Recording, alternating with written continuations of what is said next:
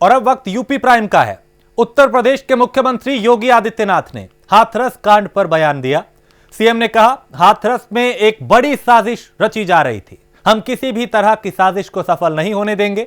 दरअसल मुख्यमंत्री उन्नाव के बांगरमऊ सेक्टर और बूथ स्तर के कार्यकर्ताओं के साथ वर्चुअल संवाद कर रहे थे, जहां सीएम ने इन बातों का जिक्र किया। विपक्ष पर निशाना साधते हुए यह कहा कि विपक्ष हाथरस के मुद्दे पर राजनीति कर रहा है।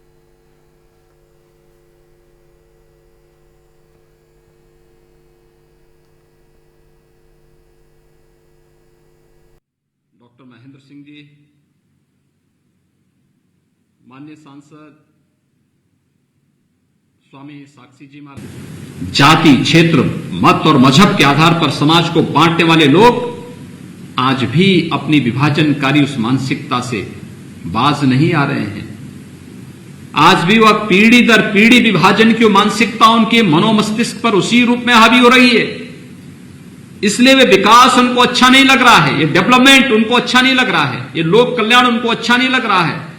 गरीब के पास पहुंचने वाली शासन की योजनाएं उन्हें अच्छी नहीं लग रही हैं। और यही कारण है कि वे षड्यंत्र पे षड्यंत्र रचते जा रहे हैं, रोज नए षड्यंत्र को जन्म देना। आप सुन रहे होंगे इन सभी नमूनों के एक एक वक्तव्य, एक एक कृत्य जनता के सामने साफ गोई के साथ सामने आते हुए दिखाई दे रहे हैं। कोई कह रहा है फलानी जगह हम दंगा कराएंगे जाति के आधार पर, कुछ लोग उधर से मरेंगे, कुछ लोग इधर से मरेंगे, हमारे नेता आएंगे उसके बाद जाकर के राजनीति करेंगे। यानी एक गरीब की लाश पर राजनीति करने वाले इन चेहरों को पहचानिए तो देश के लिए और समाज के लिए कितनी विकृत सोच के साथ एक काम कर रहे हैं, कितनी बड़ी साजिश कर रहे हैं। जहां सरकार विकास कर रही हो, केंद्र सरकार लोक कल्याण के कार्य के साथ लगी हुई हो, कोविड-19 से जूझते हुए भी पूरी मजबूती के साथ एक एक कार्य जनता जनार्दन को समर्पित कर रही हो, वहां पर ये लोग षड्यंत्र कर रहे हो। आपने देखा होगा कोरोना कालखंड में इनमें से एक भी चेहरा जनता के बीच में नहीं था, गरीब के बीच में नहीं था। ये सब चेहरे लॉकडाउन के दौरान अपने अपने घरों में अपनी जान बचाने के लिए मुंह छुपाए बैठे थे, लेकिन षड्यंत्र करने के लिए जैसे ही अनलॉक की कार्रवाई हुई, इनके षड्यंत्र प्रारंभ हो गए और उनके षड्यंत्रों के माध्यम से गरीब की योजना, गरीब के लिए आने वाली योजना को कैसे चट करना है, जब उसमें इनको अवसर नहीं मिला तो उन्होंने अपने षड्यंत्र का जाल का विस्तार ऐसे कर दिया कि गरीब के जीवन के साथ ही खिलवाड़ करना प्रारंभ कर दिया। और एक लगातार चल रहा है। लेकिन याद रखना, उत्तर प्रदेश और देश आज जिस स्थिति में है, सबको सुरक्षा और सबको सम्मान देने के इस अभियान को हम मजबूती के साथ आगे लेकर के चलेंगे। किसी की साजिश को सफल नहीं होने देंगे, किसी गरीब के भविष्य के साथ खिलवाड़ करने की इजाजत किसी को नहीं देंगे। ये सभी षड्यंत्रकारी बेनकाब होंगे और बेनकाब होने के अलावा कानूनन कार्रवाई भी सख्ती के साथ ऐसे तत्वों के साथ हम लोग करेंगे जो लोग समाज के माहौल को खराब करके, समाज में जातीय विद्वेष पैदा करके, अराजकता पैदा करके, विस्वमन करके विकास को अवरुद्ध करना चाहते हैं। ये विकास अवरुद्ध नहीं होगा। अब उत्तर प्रदेश तेजी के साथ आगे बढ़ रहा है। पिछले 3 आजादी के बाद से प्रदेश में केवल 2 एक्सप्रेसवे बन पाई थी। 3 वर्ष में 3 नए एक्सप्रेसवे बन रहे हैं। 1947 से लेकर के 2017 तक प्रदेश में केवल 2 एयरपोर्ट पर काम कर रहे थे, आज 7 एयरपोर्ट काम कर रहे हैं और प्रदेश के अंदर 12 नए एयरपोर्ट पर कार्य हमारा प्रारंभ हुआ है। यह है प्रगति का मानक। एक लोग डेवलपमेंट पर कोई चर्चा नहीं कर सकते, इन लोगों को विकास अच्छा नहीं लगता है, इन लोगों का गरीबों का उत्थान और गरीबों का कल्याण अच्छा नहीं लगता है, किसानों के हित के लिए की जाने वाली योजनाएं इन्हें अच्छी नहीं लगती हैं। इसीलिए तो इस प्रकार का षड्यंत्र कर रहे हैं। इसीलिए तो जब आदरणीय प्रधानमंत्री जी एमएसपी की घोषणा करते हैं, न्यूनतम समर्थन मूल्य लागत का 2 गुना दाम किसान को मिले, इसकी योजना बनाते हैं, ये सब के सब लोग किसानों को भड़काने के लिए सड़कों पर आकर के कुतर्क देकर के षड्यंत्र करते हुए दिखाई देते हैं। उत्तर प्रदेश के कृषि मंत्री सूर्य प्रताप शाही ने प्रदेश में खाद एवं उर्वरक की उपलब्धता को लेकर प्रेस कॉन्फ्रेंस की, जहां उन्होंने कहा कि रबी के फसल में 49,50,000 क्विंटल खाद की जरूरत होगी। पिछले 2 साल में गेहूं की पैदावार में यूपी प्रथम स्थान पर है। इस साल सरसों और तिलहन की खेती को प्राथमिकता दी जाएगी।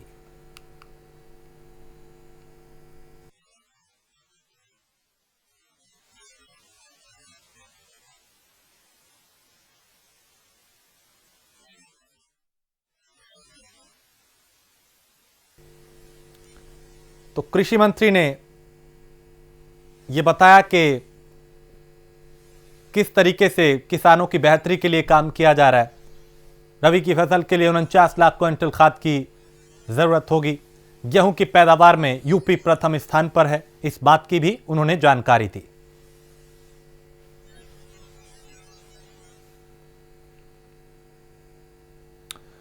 उत्तर प्रदेश में कोरोना के मामलों में लगातार कमी आ रही है, वहीं यूपी सरकार भी पूरी तरह अलर्ट है। सीएम योगी खुद मामले को गंभीरता से लेते हुए अधिकारियों को जरूरी दिशा निर्देश दे रहे हैं। इसे लेकर यूपी के अपर मुख्य सचिव सूचना नवनीत सहगल ने प्रेस कॉन्फ्रेंस की और बताया कि मौजूदा वक्त में क्या हालात है और उससे निपटने की क्या तैयारी है।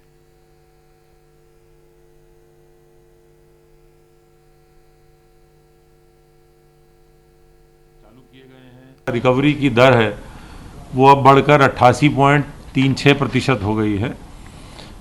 प्रदेश में अब वर्तमान में जो एक्टिव केस हैं वो लगभग 43,154 हैं और इनमें से लगभग 19,000 होम आइसोलेशन में हैं। आज 1,63,677 सैंपल की जांच हुई है। इस प्रकार प्रदेश में अभी तक जो सैंपल की जांच वो 1,12,08,621 हो चुकी है, जो कि देश में सर्वाधिक है। सर्वेलेंस जो हो रहा है उसमें लगभग 1,33,335 क्षेत्रों का 4,05,000 टीम दिवस के साथ उसका वो होम सर्वेलेंस हुआ है, जिसमें 2,63,00,000 घरों का सर्वेक्षण किया गया है और उसमें 13 करोड़ की आबादी का सर्वे हो चुका है। इस प्रकार आप देखेंगे कि प्रदेश के लगभग 60% आबादी का सर्वेलेंस हो चुका है और ये सर्वेलेंस की लगातार प्रक्रिया है। कई आवासों का 2 बार भी हो चुका है सर्वेलेंस। माननीय मुख्यमंत्री जी ने आज समीक्षा बैठक में ये निर्देश दिए हैं। उन्होंने ये लखनऊ और कानपुर के बारे में भी स्वास्थ्य विभाग को और चिकित्सा शिक्षा विभाग को निर्देश दिए हैं कि अस्पतालों में समुचित देखभाल हो, समय से मरीज को अस्पताल लाया जाए। इस बारे में उन्होंने सभी नागरिकों से अपील की है और प्रदेश सरकार की ओर से ये अपील हम लोग सभी नागरिकों को कर रहे हैं कि यदि कोई सिम्टम हो कोविड का तो तुरंत जांच कराएं और जांच में अगर पॉजिटिव पाया जाता है तो डॉक्टरी सलाह जरूर लें। विशेषकर ऐसे मामले जहां पर कि ज़्यादा उम्र है और अन्य कई बीमारियां हैं, वृद्धावस्था, अन्य बीमारियां, गर्भवती महिलाएं, बच्चे, इन सब को लगातार डॉक्टरी जांच में रहना चाहिए, क्योंकि परीक्षण में ये सामने आया है कि ऐसे मामलों में जहां पर मरीज देर से अस्पताल पहुंच रहे हैं या उनको अन्य बीमारियां हैं और वो ध्यान नहीं दे रहे हैं, तो ऐसे मामलों में मरीज को बचाना मुश्किल हो जा रहा है। तो ये सबको माननीय मुख्यमंत्री जी की तरफ से अपील है कि अपना ध्यान रखें और यदि कोई लक्षण आता है तो टेस्ट अवश्य कराएं और टेस्ट में अगर पॉजिटिव आते हैं तो आपको डॉक्टरी सलाह लेनी चाहिए। आपको कोई बीमारी नहीं है और आप इन श्रेणियों में नहीं आते हैं, आपको बहुत प्रभावी लक्षण नहीं है, तो आप घर पे रह सकते हैं, लेकिन वो भी डॉक्टरी सलाह के अंतर्गत। हमारा ई-संजीवनी पोर्टल है, इसके अलावा दूरभाष पर भी हर ज़िले में डॉक्टरी सलाह उपलब्ध है। डॉक्टरी से सलाह जरूर लीजिए ताकि जो बहुमूल्य ज़िंदगियां हैं उन्हें बचाया जा सके। हाथ धोते रहिए, सावधानी बरतिए, मास्क का प्रयोग करिए, सोशल डिस्टेंसिंग रखिए। ये सभी सावधानियां रखने से आप स्वस्थ रहेंगे। प्रदेश में इस बीमारी के लक्षण कम हो रहे हैं, लेकिन ये बहुत ही सावधानी वाला समय है, क्योंकि बहुत सम जगह पर ये देखा गया है कि ये वायरस दोबारा फिर आया है। तो ऐसे में दोबारा इसका आक्रमण ना हो। जहाँ जहाँ ये लक्षण कम हुए हैं, बीमारी कम हुई है, वहाँ वहाँ पर हम सबको अतिरिक्त सावधानियां रखने की आवश्यकता है, ताकि पुनः इसका पदार्पण ना हो। इसी कोरोना काल में औद्योगिक गतिविधियों को, आर्थिक गतिविधियों को भी बदस्तूर चलाया जा रहा है। हमारी सभी औद्योगिक इकाइयाँ कार्य कर रही हैं। औद्योगिक इकाइयों में, पुरानी इकाइयों को बैंकों से आत्मनिर्भर पैकेज में ऋण दिलाया जा रहा है, जो कि अब बढ़कर 10,560 करोड़ हो गया है, लगभग 4,34,000 इकाइयों को। इसी तरह से जो नई इकाइयों की स्थापना करके उनके माध्यम से नए रोज़गार पैदा करने का प्रयास किया जा रहा है, उसमें लगभग 4,20,000 नई इकाइयों को 14,071 करोड़ के लोन वितरित हो गए हैं। इन इकाइयों के माध्यम से लगभग 17 लाख लोगों को नया रोज़गार मिला है। प्रदेश सरकार कोरोना काल से निपटते साथ साथ में पूरे प्रदेश में रोज़गार के और अधिक अवसर पैदा करने के बारे में बहुत सक्रियता से काम कर रही है। जहां एक और नौकरियों में बल दिया जा रहा है कि जल्दी भर्ती प्रक्रिया शुरू हो, वहीं दूसरी ओर स्वरोजगार के माध्यम से और औद्योगिक इकाइयों की स्थापना के माध्यम से प्रदेश में रोज़गार के नए अवसर पैदा किए जा रहे हैं। लगभग 41,000 कोविड हेल्प डेस्क उद्योगों में स्थापित कर दिए गए हैं। हाथरस में हुई घटना को लेकर लगातार राजनीति गर्माती जा रही है। यूपी कांग्रेस मुख्यालय में कांग्रेस की महिला विंग की पदाधिकारियों ने प्रेस कॉन्फ्रेंस की, जिसमें महिला कांग्रेस के अध्यक्ष सुष्मिता देव और पूर्व राज्यसभा सांसद रजनी पटेल, कांग्रेस प्रवक्ता सुप्रिया श्रीनेत और उत्तर प्रदेश की सीएलपी लीडर आराधना मिश्रा शामिल रही, जिन्होंने ये कहा कि उत्तर प्रदेश में महिलाएं सुरक्षित नहीं हैं। महिला आयोग एक वो संवैधानिक बॉडी है जो किसी भी देश में, हमारे देश में और देश के किसी भी प्रदेश में महिलाओं की रक्षा के लिए, उनकी सुरक्षा के लिए कांग्रेस पार्टी द्वारा ये बनाया गया था और ये एक संवैधानिक बॉडी है।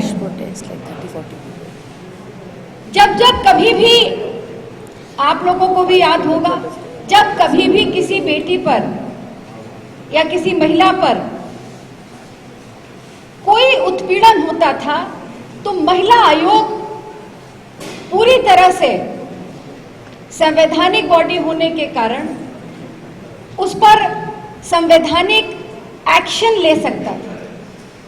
ये अधिकार महिला आयोग के अध्यक्ष को और उनके सदस्यों को दिए गए थे। सुप्रीम कोर्ट में एक पीआईएल की सुनवाई हुई। आप सबने आज सुबह अखबारों में देखा कि सुप्रीम कोर्ट ने बड़े कड़े शब्दों में हाथरस घटना के खिलाफ कुछ ऑब्जर्वेशंस दिए हैं, पर सबसे आश्चर्यजनक घटना ये है, मैं कई चैनल्स पे अभी देख रही थी कि आदित्यनाथ जी की सरकार की तरफ से जो एफिडेविट इस पीआईएल में दर्ज हुआ, जिसको बार बार लगातार हम टीवी चैनल्स पे देख रहे हैं, उसमें सरासर सफेद झूठ से आदित्यनाथ की सरकार ने उस एफिडेविट को भर दिया। मैं आपको संक्षिप्त में कहूंगी कि कितनी अजीब घटना है कि एक पीआईएल फाइल होती है सुप्रीम कोर्ट में, उसमें नोटिस होने से पहले 136 पन्ने का एक एफिडेविट आदित्यनाथ जी की सरकार डाल देती। हाथरस के पीड़िता को समर्थन और उनके परिवार को सहानुभूति देने के लिए हम सब यहाँ पे देश के कोने कोने से आए हुए हैं, हम यहाँ पे आए हैं और इस हाथरस के प्रकरण में भारतीय जनता पार्टी और संघ परिवार का सच्चा चेहरा सामने आ गया है। जो मानसिकता है उनकी विकृत मानसिकता, उसको उजागर करने का काम ये घटना करती है। मुझे सिर्फ 2-3 चीजों के लिए आपका ध्यान आकर्षित करना है। मैंने जब आज यहाँ आके सुना, कल रात से चल रहा है कि बाराबंकी के भारतीय जनता पार्टी के जो नेता हैं रंजीत श्रीवास्तव जी, उन्होंने बहुत ही घिनौना, घृणास्पद और बहुत ही गलत, विकृत बयान दिया है महिलाओं के बारे में, लड़कियों के बारे में। आज भाजपा के प्रवक्ता खुलेआम वो बात कर रहे हैं, लेकिन उन सबसे बात करने से पहले हम एक टिप्पणी जरूर देना चाहते हैं। आज सुबह पता चला कि एसआईटी की जो कार्य लिमिट थी वो 10 दिन और बढ़ा दी गई है। तो जो लोग बहुत सीना ठोक कर कहते थे कि त्वरित कार्रवाई होगी और त्वरित फैसला आएगा इस पर, उनके मुंह से नकाब और पर्दाफाश होना शुरू हो गया है। एसआईटी पहले 7 दिन की थी, अब 10 दिन और बढ़ा दी गई है। आगे आगे देखिए होता है क्या। इसी योगी सरकार ने सीबीआई जांच की भी बात करी थी और जहां तक मेरी जानकारी है 12:40 तक ऑफिशियल नोटिफिकेशन जो एडवोकेट जनरल के यहाँ से निकलता है सीबीआई जांच का, अभी तक नहीं निकला है। और उसके बाद भी इस एफिडेविट पर, इस हलफनामे पर कहा गया है कि हम सीबीआई की कोर्ट मॉनिटर प्रोब चाहते हैं। अगर चाहते हैं तो पहले नोटिफिकेशन इशू कराइए।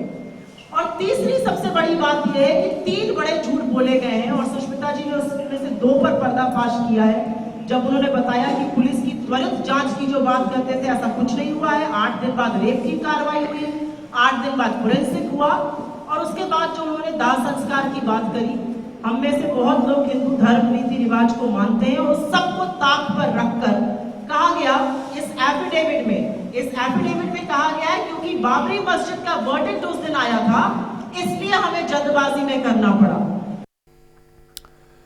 एशिया के सबसे बड़े जेवर इंटरनेशनल एयरपोर्ट के निर्माण का रास्ता साफ हो गया है। एयरपोर्ट परियोजना के लिए आज हुई एक महत्वपूर्ण बैठक में इस पर मोहर लग गई। इसके तहत Swiss company Zurich airport international, AG Yamuna international airport private limited और नोएडा इंटरनेशनल एयरपोर्ट लिमिटेड के बीच कंसेशन एग्रीमेंट साइन हो गया है।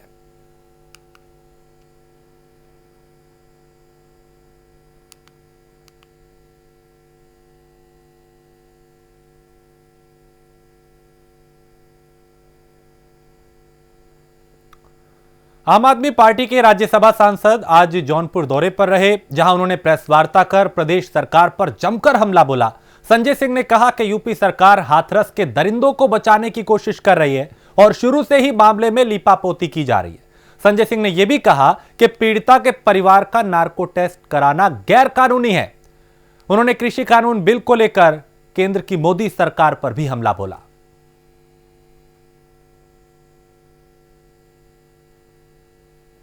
तो नार्को टेस्ट का ऐलान करना ही अपने आप में अवैधानिक है, गैर कानूनी है, गैर जिम्मेदाराना है और ये दिखाता है कि आप दरिंदों को बचाने के लिए काम कर रहे हैं। क्यों? क्योंकि नार्को टेस्ट, आप सब बुद्धिजीवी पत्रकार हैं, ये कोई गवर्नमेंट ऑर्डर नहीं करती है। नार्को टेस्ट का order supreme court, high court या जिले की कोर्ट, जहां की कोर्ट को उचित लगता है वो करती है। पहली बात तो आप नार्को टेस्ट करने वाले होते कौन है? आपने कैसे कह दिया परिवार का नार्को टेस्ट होगा?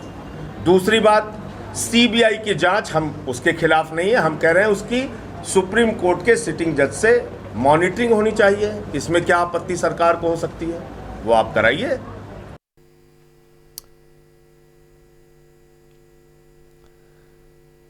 कांग्रेस नेता प्रमोद तिवारी धार्मिक यात्रा के तहत आज अयोध्या पहुंचे, जहां उन्होंने हनुमानगढ़ी में दर्शन पूजन किया। इस दौरान उन्होंने दावा किया कि 2022 में प्रियंका गांधी के नेतृत्व में उत्तर प्रदेश में कांग्रेस की सरकार बनेगी और कांग्रेस की सरकार आते ही किसानों को लेकर बने विधेयक को समाप्त किया जाएगा। वहीं प्रमोद तिवारी ने कहा, हाथरस मामले में यूपी सरकार पूरी तरह फेल रही है।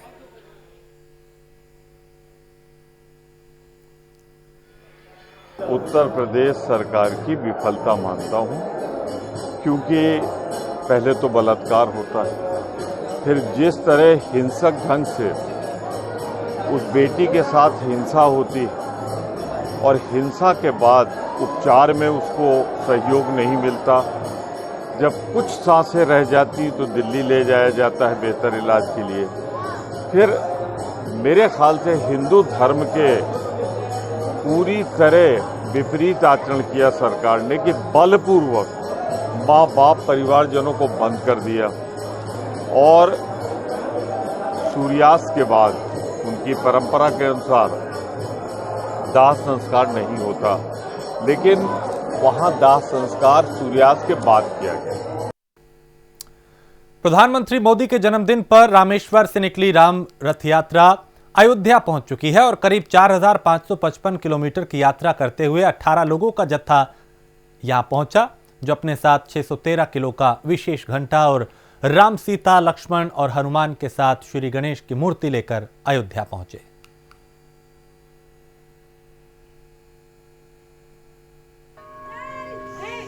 इक्कीस दिन का यात्रा आज अयोध्या में समापन हो रही है। मैं राजलक्ष्मी मंदा हूँ, लीगल राइट्स काउंसिल इंडिया का जनरल सेक्रेटरी हूँ और इस घंटे को हमने हमारे संस्था की ओर से हमने मनाया है। 613 किलो का घंटे है, 4.1 फीट हाइट और 3.9 फीट विड्थ इसका है और इस घंटे को बजाने से 8 किलोमीटर की रेडियस में इसका साउंड सुनती है और इसका शब्द ओम से शुरू होती है। अगर बजाने समय आप नोटिस करेंगे तो इसका शब्द ओम से शुरू होती है। इस यात्रा को हमने 17 सितंबर को हमने शुरू किया है नरेंद्र मोदी जी का जन्मदिन पर और इस शुभ अवसर में हम नरेंद्र मोदी जी को तहे दिल से धन्यवाद दे रहे हैं कि आपका दोबारा सेकेंड पीरियड में हमारा राम मंदिर का भूमि पूजना हुआ है। दक्षिण के वो हमारे श्रद्धालु भगवान राम की भक्त बहन जो है यहाँ पर घंटा लेकर के आई है 13 कुंटल की, उसके मन में प्रभु श्री राम के प्रति श्रद्धा है। जो भव्य मंदिर का निर्माण हो रहा उसमें वह चाहती कि यह घंटा लगे और इसलिए उसने इस घंटे को समर्पित किया।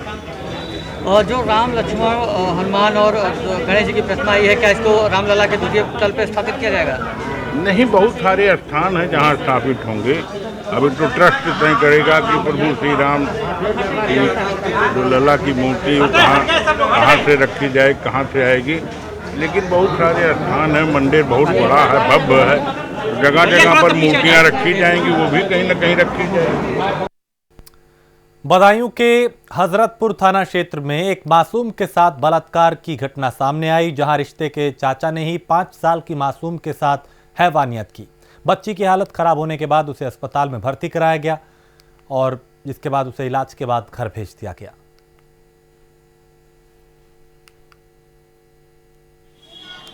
मेरी लड़की घर से बाहर गई थी खेलने, तो आधा घंटा 20 मिनट बाद मैंने पूछा कि लड़की कहाँ गई है, तो मेरे बच्चे गए तो बोले उधर से आई लड़की, तो आ रही थी तो इसके मतलब दाग पड़े थे खून के, तो खून के दाग जहाँ पड़े थे तो वहाँ पे मतलब काला तेल लगा हुआ था।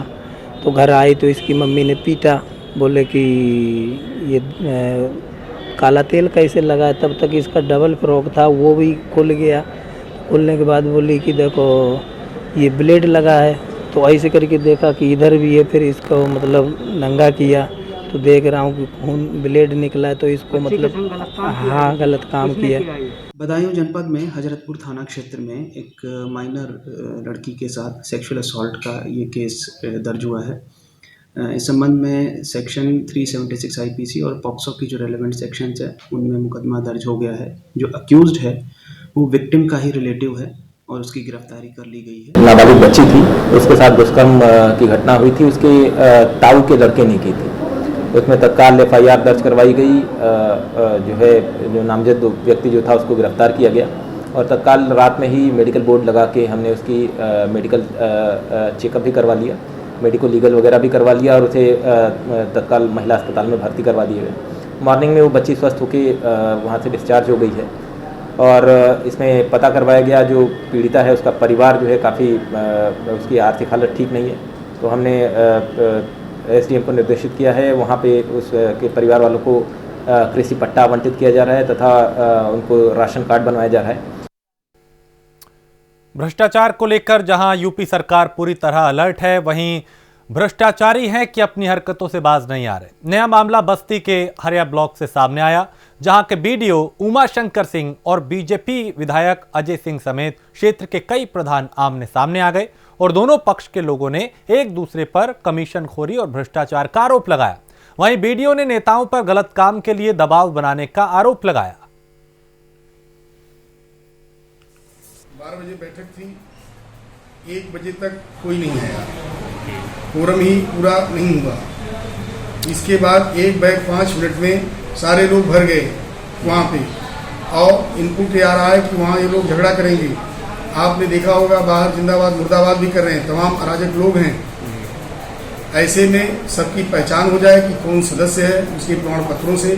इसके बाद शांतिपूर्ण तरीके से बैठक के लिए कोई दिक्कत नहीं हमको है, बैठक होगा। सर वहाँ ब्लॉक प्रमुख और कुछ बीडीसी ग्राम प्रधान ये आरोप लगा रहे हैं कि आप 10 से 15% कमीशन लेके काम। ये सब गलत बात है, ये असत्य है। दबाव बनाने के लिए ये सब झूठी बातें की जा रही, इसका कोई मतलब नहीं। जो जैसा काम उसका भुगतान कोई भी रोका नहीं गया, सारी चीजें समय से। क्षेत्र पंचायत की बैठक थी, बीडीओ ने ही कहा था एजेंडा जारी किया था बैठक के लिए। सारे प्रधान और बीडीओ से सारे सदन में आए, लेकिन बीडीओ का भ्रष्टाचारी जो बीडीओ है ये आया नहीं, सदन में नहीं आया। सारे प्रधान लोग इतना ये मर्यादा के खिलाफ है, ये जो है जो सदन का मर्यादा होता है उसके खिलाफ इन्होंने काम किया है। इतना भ्रष्टाचार, जो इतना भ्रष्टाचार बीडीओ का है, मतलब आज तो पूरे हिंदुस्तान में कहीं नहीं मिलेगा। और इसके बाद क्या, इसके बाद कहते हैं कमीशन लेते हैं, 15% कमीशन लेते हैं, प्रधानों से लेते हैं। बहुत से प्रधानों को काम भी नहीं दिए हैं, पैसा ले लिए कि काम नहीं दिए हैं। और इसके बाद आप हैं यहाँ पे? ये कितने बजे से हैं आप लोग यहाँ पे? हम लोग यहाँ से 10 बजे से हैं यहाँ पर। और इसी के साथ इस बुलेटिन में इतना ही। देश प्रदेश की बाकी खबरों के लिए आप देखते रहिए प्राइम न्यूज।